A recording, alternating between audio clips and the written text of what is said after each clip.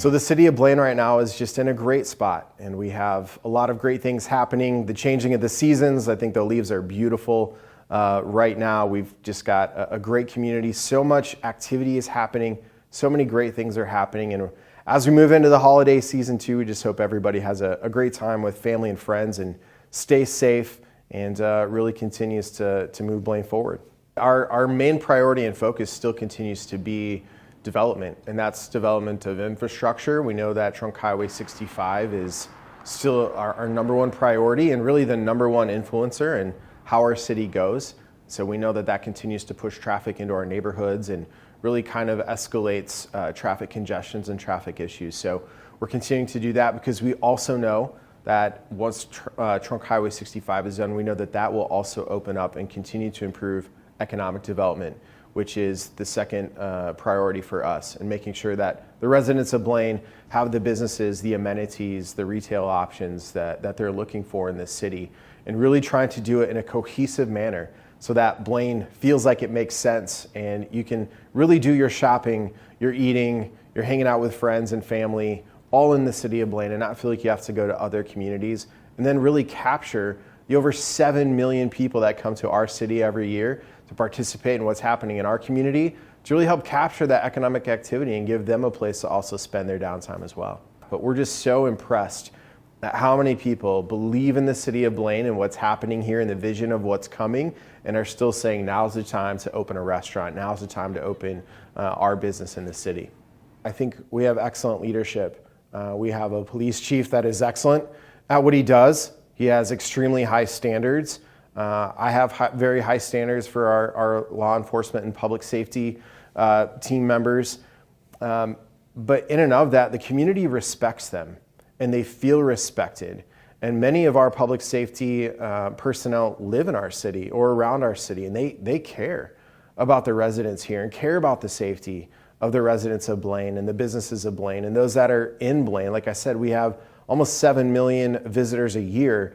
And so also, in addition to just keeping us residents safe, is how do we keep other people safe when they're inside of our community as well? So I think that honestly, the respect that our community members show law enforcement and public safety really goes a long way in helping them, again, just to feel that confidence and to feel that professionally, they serve with the utmost of integrity.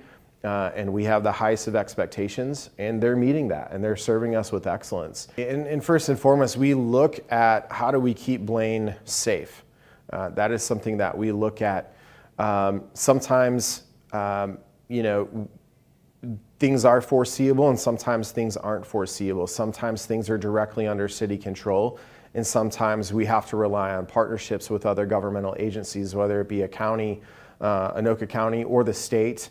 Sometimes the federal government in how we provide those safety measures. So one thing that we have done in the city out of response of a tragedy was create a traffic commission where we can help study what's happening in neighborhoods, what's happening inside of the city, in particular on city streets, so that we can respond with data, not just react, but how do we respond correctly to a situation to make sure that we are providing the best safety and the most efficient mode of transportation possible. So it's really important for us to hear from residents, but residents also need to understand that change takes time.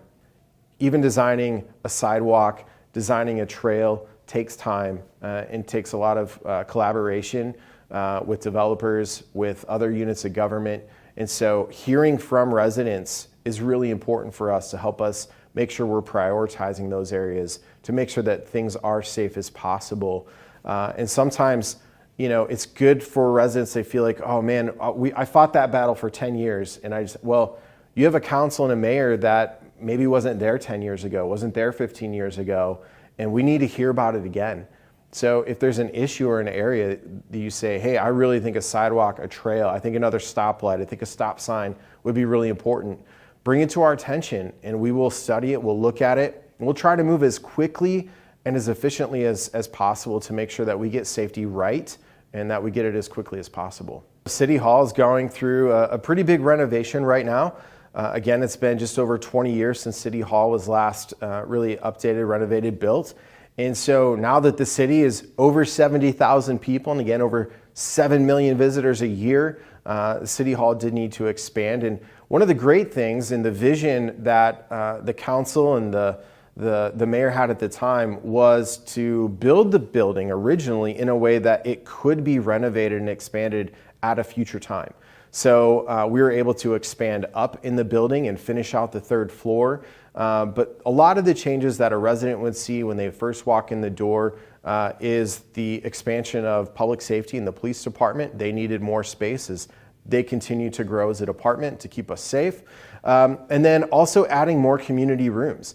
We know that City Hall belongs to the people, to the residents of Blaine, and so we wanted to have more space and opportunity for residents to be able to come in, whether it be a youth sports or Cub Scouts or just a neighborhood homeowners association. We want the residents of Blaine to also have the opportunity and the access to City Hall. It's their building, and so we want to take care of it as best we can and also provide as much space as we can for the residents to utilize the space. Right now, we have the Northtown area redesign. So all along County 10, all of that area in Blaine, Northtown Mall included, we're going through a redesign, a master design. We've hired a great group that's redone malls such as Roseville and Burnsville and other great malls throughout the country. But bringing them in to help us redesign that, we obviously need a reinvention. We need a revitalization of the Northtown area. But we'd love to hear from more people. We'd love to hear what they'd like to see in that area as we reimagine what the whole Northtown area can look like. And be looking similarly for areas like 105th as well to be redesigned. And then coming up in February, you will see plans start to come out from the state and the city on what the redesign of Trunk Highway 65 will look like as well.